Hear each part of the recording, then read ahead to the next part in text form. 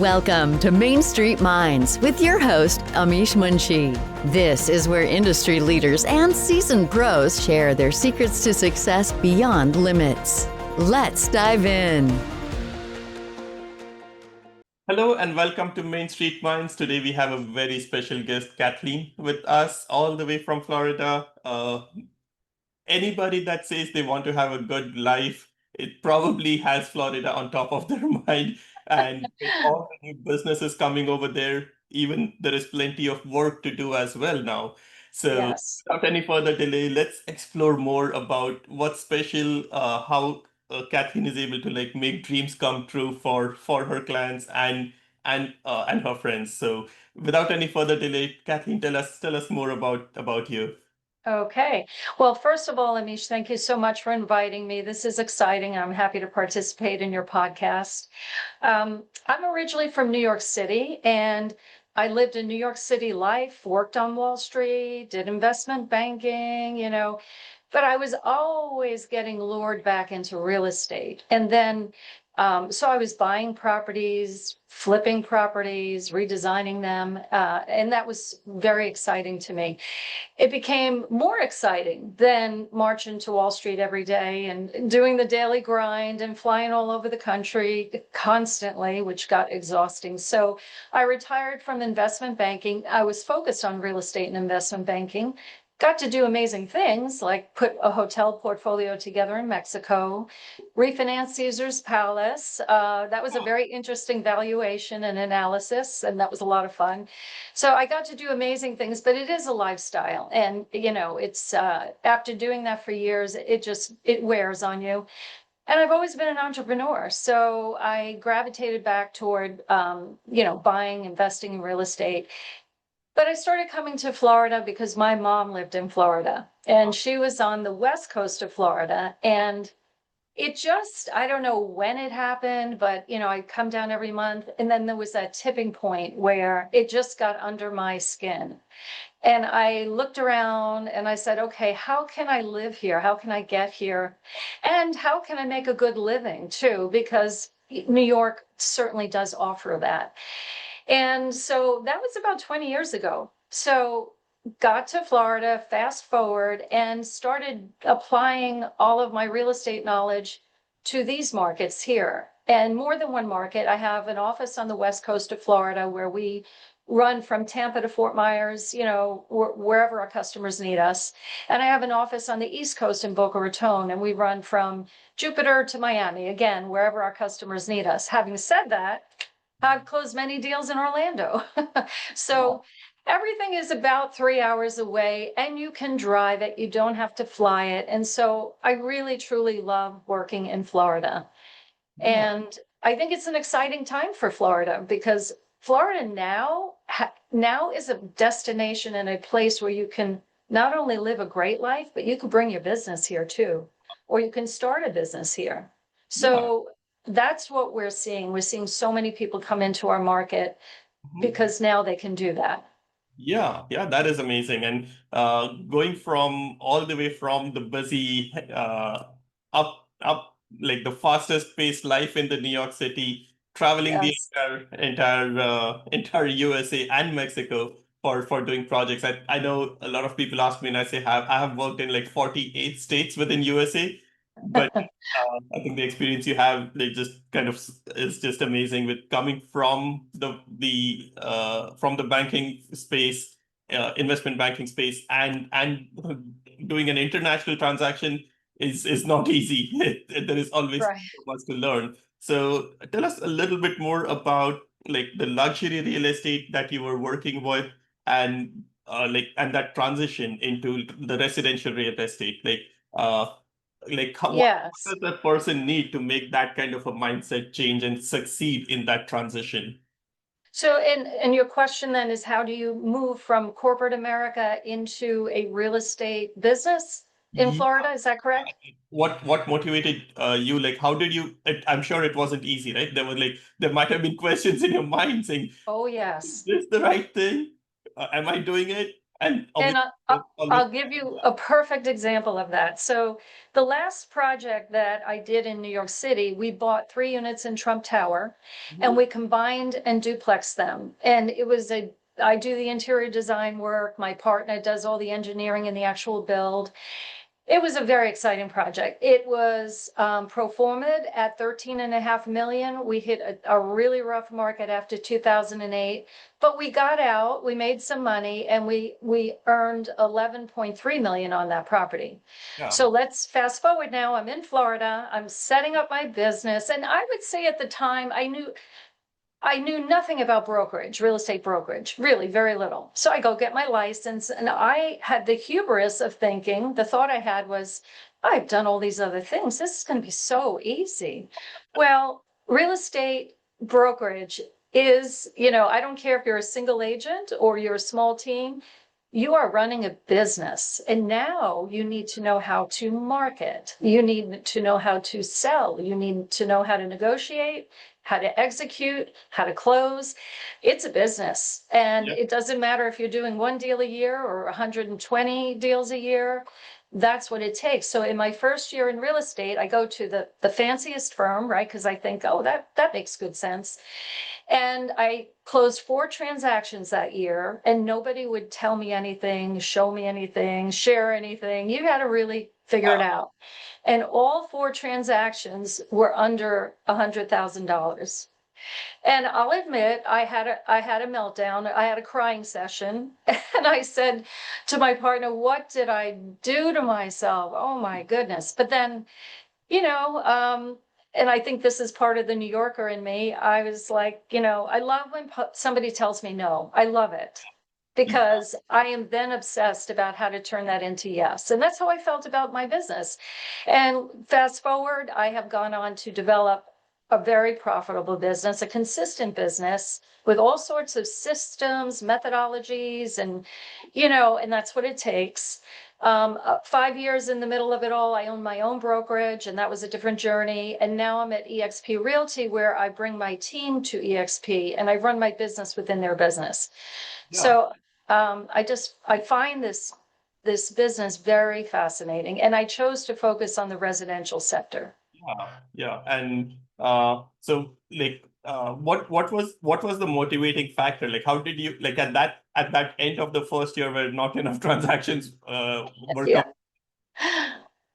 how did you the reason I'm asking is anyone else looking at this will be like might be in that similar situation or might be thinking Right. of making the change and saying, hey,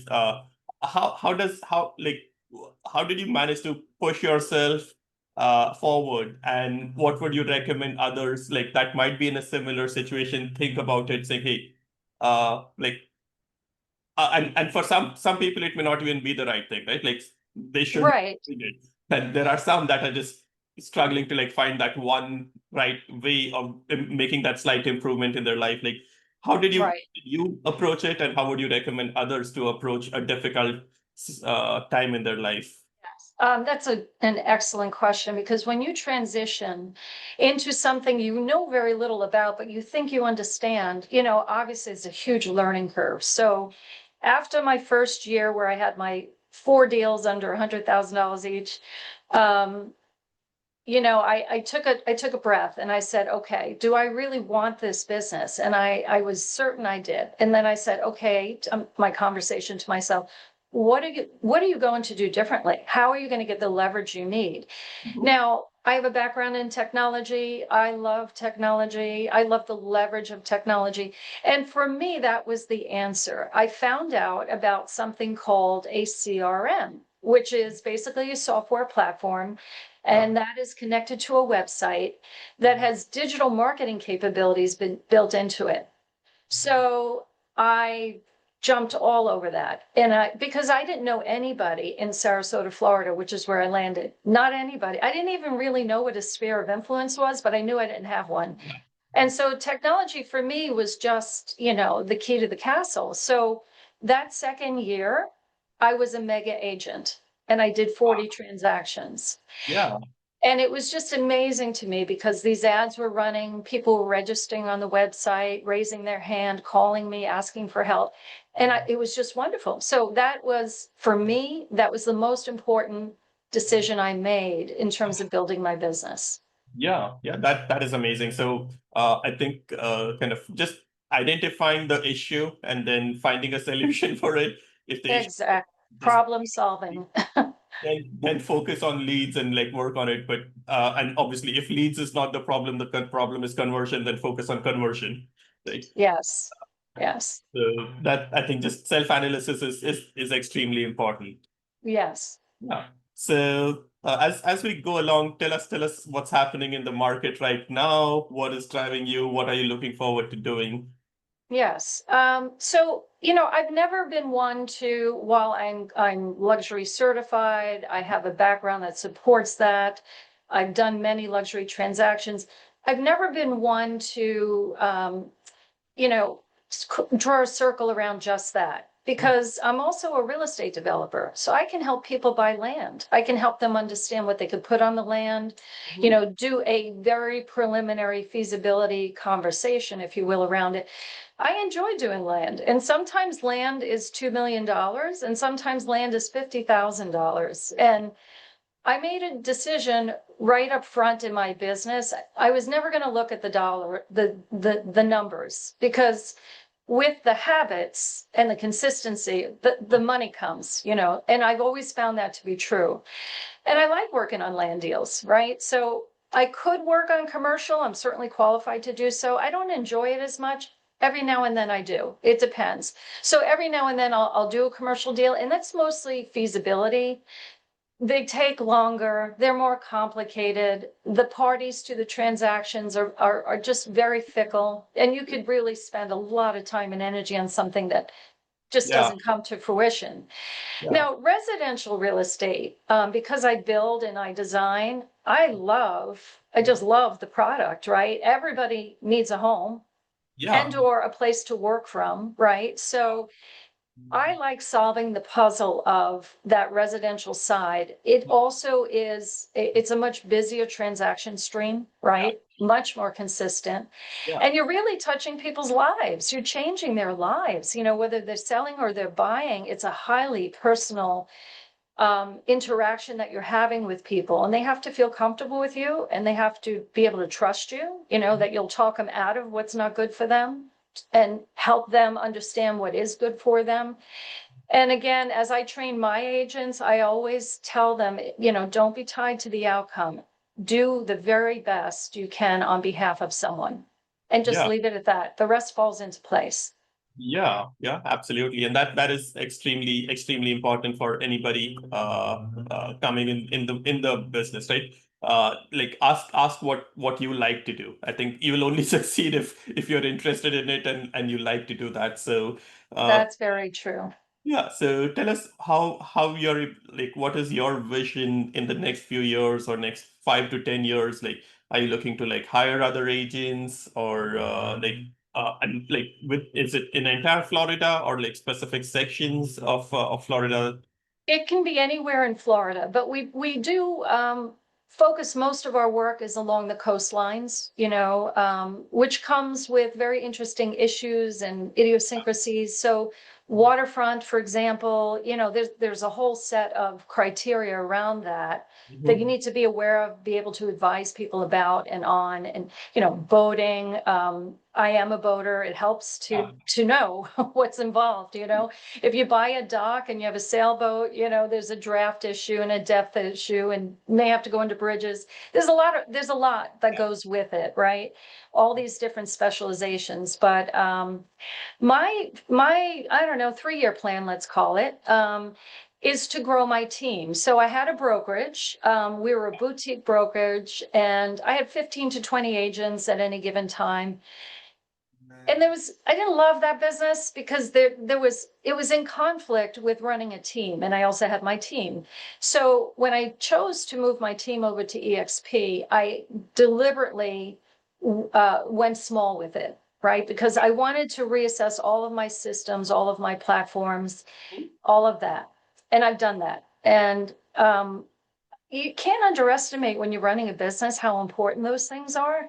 They're Yeah. foundational, right? So it takes time. It takes money and time. So I made that effort. Then I have 3 agents on my team now. So I'm looking to grow my team. I've learned the hard way. It's got to be the right people. It's got to be, if you don't love this business, you won't be good at it. You won't Yeah. do the right thing by the client. And you'll always be disappointed in chasing another commission. So it's very important to me that I do not attract those kinds of people to my team. You can get so much done. Even our team of 3, we get a lot of business done. And I would like to grow it to 10 of like-minded people. And that's my goal. That's my Yeah. immediate goal.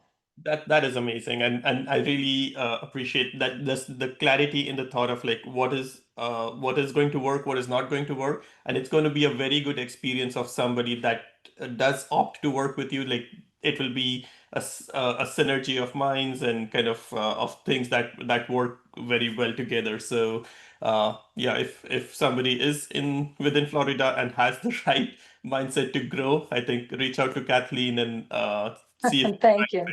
I'm not promising anything. If it's the right fit, then it might work out It's for. and it's always worth a conversation. But one thing, this has been said many times, many ways, but the more you do something, and I think of my business as a child. I love it. I feed it every day. I take care of it. Yeah, I protect it.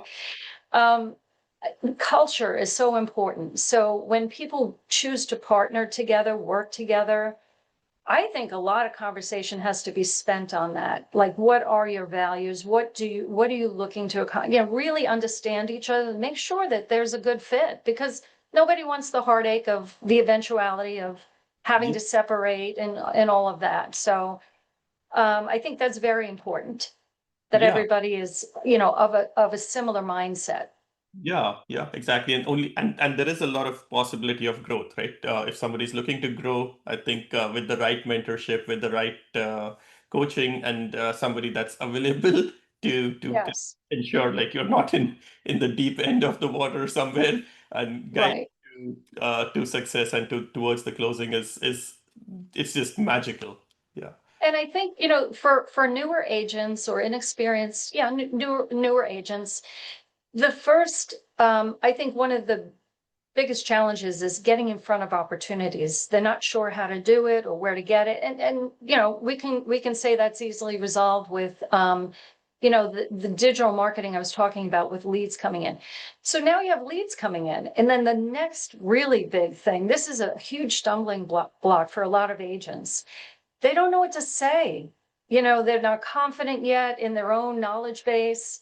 They don't know what to say to people, right? And there's the school of scripts where, by rote and practice, you script and role play. You sound a little bit like AI, I think, right?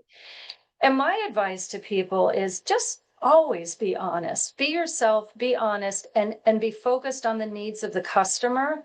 Yeah. And when something comes up that you don't know, you say it. I'm sorry, I don't know that, but I'm going to check with Kathleen, or I'm going to check with my team lead. I'll get you an answer on that.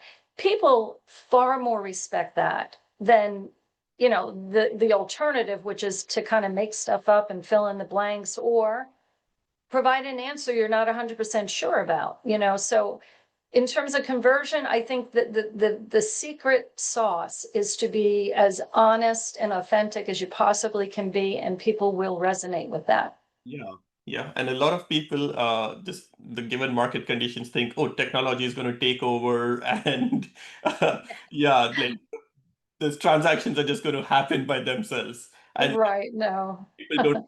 This is the most important transaction of anyone's life, right? Like it exactly. purchase or it could be at sale. Like it could be the second purchase or the second sale or the third, but it's just so important that Right.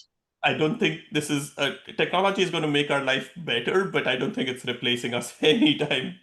Probably, I don't. No, exactly. There's that point always where people need genuine, authentic advice Hmm. that's going to help them get where they need to go, whether it's to sell something or buy something. And I'm working with a customer right now.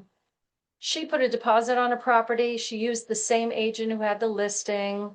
Okay, Yeah. that's not necessarily a bad thing, but it could be, Yeah. right? So in this case, she made a deposit. She got turned down by the condo board through no fault of her own. There's some politics there. And now that agent, who's also the broker, is unable to get the deposit back from the seller. It's with the title company, it's held in escrow, but the seller won't release it. It's going on 9 months. So Oh, there's things like that. So when people say, I don't need a realtor, I'm just going to go to the listing agent because I want the inside scoop, I'll get a better deal that way. That's some of the thought, that people have shared with me. Well, how about a situation like this now, right? Where you don't have your own representation and you literally lost money because of it. So that's just a small example, but there are so many things that can pop up that you're yeah. not anticipating. And, it just, I just think everybody should have the best representation possible because sometimes you really need it. Yeah, I wouldn't hire the lawyer of my of the opposing party. I mean, Correct. yeah. That's Not a that good example, right? not that Yeah. we're lawyer or anything, but yeah, like we have a subset of implications that are similar to the legal issues, right? Like we are nowhere are legal professionals, but yeah, Yeah. it's amazing what is involved and what people end up doing. There are scenarios where things make sense, but then if it's being done just to save money, I'm not totally sure if it I'm makes not sure that you sense saved for any, that. right? Yeah, Yeah, yeah. yeah, exactly. Yeah, and as we look at the future, like you did mention, for the next few years, you are looking to grow your team. What are you seeing in the market? Like, are you seeing more listings, more buyers? Florida was one of the hot markets, and it has continued to stay hot, like for a very much longer time compared to the rest of US. But what is the reality right now? Right. So the last several years, the economic drivers, social and political drivers that have pushed people into the Florida market, I think those remain constant unless something really changes in our major cities. That's going to continue. Now, we did have a run up in the market, 30% or so on prices during COVID because of scarcity, because of panic, and a lot of other things, right? So I feel like we've walked that back quite a bit, maybe 20% or so now, right? And so I feel like our market is still finding its balance and its sea legs. The last 12 months, the cost of ownership, last 18 months, the cost of ownership has so significantly increased that it has given buyers pause. Mm-hmm. Because when they run the numbers and they realize their real estate taxes are going to go up, we pay taxes in arrears. So a year from your closing, you're looking at a brand new tax space. And it Yeah, could be double or triple. And this is another piece of education for buyers. They see, oh, this house is great. It's got low taxes. Well, it has low taxes today. But yeah, if you buy this house, it will have market rate taxes. And you yeah. need to know that you can afford that. The other huge item is insurance, and insurance is, 2x, 3x. Yeah. It's, no relief in sight just yet in terms of that walking back and coming back down to more manageable levels. So there's an affordability issue. And even in luxury, it's an affordability issue for buyers, right? On top of that, if you're borrowing money, you've got to add that to your costs and HOA fees and all of that. Yeah. Having said that, I see now where listings are selling finally after many reductions, typically, and more inventory is coming on the market because sellers are feeling like, okay, the buyers are coming back. We really want to make our decisions, our life decisions, and our changes, and we don't want to sit on the sidelines anymore. And buyers, I feel, interest rates are coming down, not dramatically, but they're coming down, and you could speak to that. So Yeah. I feel like we're having a meeting of the minds where people are meeting in the middle again.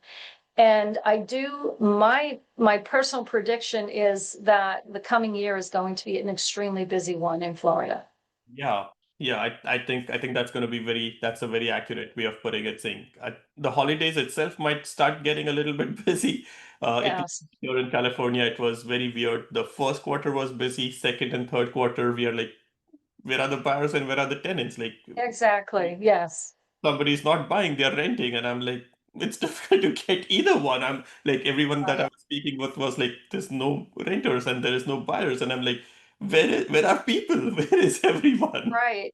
But and I'm doing this many years now. I've seen many markets where, people, sellers or buyers, they retreat to the sidelines, right? But you can only put your life on hold for so long, Yeah. right? And I feel that when I see a lull of 9 months, I don't think it can continue longer than that, just because people have to get back to living their lives and making decisions. Yeah, yeah. And unfortunately, it's not 2008, right? Like the prices Right. have fallen a little bit, but people are Right. still able to kind of get out of where they're not in a pickle, like they're not like completely stuck or Right. something. And just one more thing about our market in Florida, our condo market really was dragged through the mud for years. I see that recovering now. And the Yeah, reason for it was the terrible collapse of Surfside, that building. It launched all kinds of building code requirements going forward, which launched so many assessments. But essentially, that's all been caught up now. Virtually every condo building that I'm showing property in has already completed their 40, 50-year plans. They've done all the repairs, all the work that was necessary. It's all been funded and paid for. So I do think we'll see this coming, season. We're going Mhm. to see much more interest in condominiums than we have in the past because everything's kind of been rationalized. Yeah, yeah. That is very good news. That's definitely good to hear. Like things, it's always good to have good, safe places for people to live. Like it Yes. might cost Yes. temporarily in the middle, but there's nothing nothing worse than like a falling building, right? It's crazy. No, yeah, not acceptable. Terrible, terrible. Yeah, and it's definitely a fringe case. Like doesn't ever happen. I don't know if I'm allowed to go back and look at history if it ever happened ever Yeah, before. I'm not aware of another instance Yeah, of this. I'm situation. aware of buildings that have structural issues that had to be vacated. There's one in Sarasota, the Dolphin Towers. Um, it can happen, but without that h- high standard of maintenance and Yeah, inspections and engineering reports, you don't know. People don't know, and they'd rather have a lower HOA than a higher one. And yeah. that's how the trouble starts. Yeah, yeah, makes sense. So as we are coming closer to the end of this episode, what are some of your recommendations to buyers, sellers, and new agents?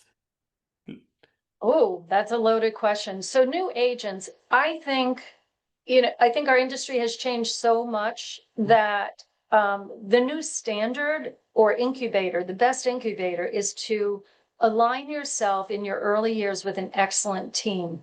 Mhm. That can take years off of your learning curve. It can mean the difference between you being in the business and being out of the business. Yeah. Because 84% of agents newly licensed are out of the business within the first year, which Hmm. is an amazing statistic. Yeah. 90% of agents this past year sold nothing, Yeah. right? Yeah. So that's my strongest advice for newly licensed agents. See if you can get recruited onto a really solid, good team that's going to put you in front of opportunity and teach you the business so that you can build a career faster and better than trying to figure this all out on your own. And it's lonely. Trust me, it's very lonely. But for buyers and sellers, buyers, if you can afford what you want, this is probably the best time, the end of the best time to buy, meaning it's been a buyer's market for quite a while now, and that's not going to be forever. That's going to change. Hmm. And my advice for sellers always, I say this to people all the time, life is short. Don't put your plans on hold indefinitely. Yeah. And even if, let's say you had to take $100,000 haircut on the sale of your $1 million property, let's say, well, find another investment vehicle. You know, take the haircut now, redeploy your money, and make it in other ways so that you feel good about that, like you haven't left something on the table. But don't put your plans on hold forever because, we don't have forever. So Yeah. Yeah. that's my advice. Yeah, exactly. That's an amazing recommendation for kind of all three groups of people. So as we come close to the end of this episode, I would really like to thank you for your insight and your experience, the experience that you bring from the investment banking world to the decades of experience being able to buy and sell real estate, making a complete transformation in your life, and just the ability to kind of coach and mentor other people. That experience that you bring is extremely valuable. So thanks for sharing your experience with us, all of us today, and looking forward to knowing more about you and continuing to work with you, and hoping you can get a few more agents, the right agents. Right, agents, yes, like-minded agents. And I can't thank you enough for inviting me to your podcast. This is so exciting. I appreciate the opportunity. And if I can ever help you or your podcast or your clients or customers in any way, please don't hesitate to reach out. Yeah, I'd be happy to. thanks. It's been a pleasure. Thank you. Thank you. That's a wrap on today's episode of Main Street Minds. Want to share your journey with our audience? Head over to mainstreetmindspodcast.com/guest to apply.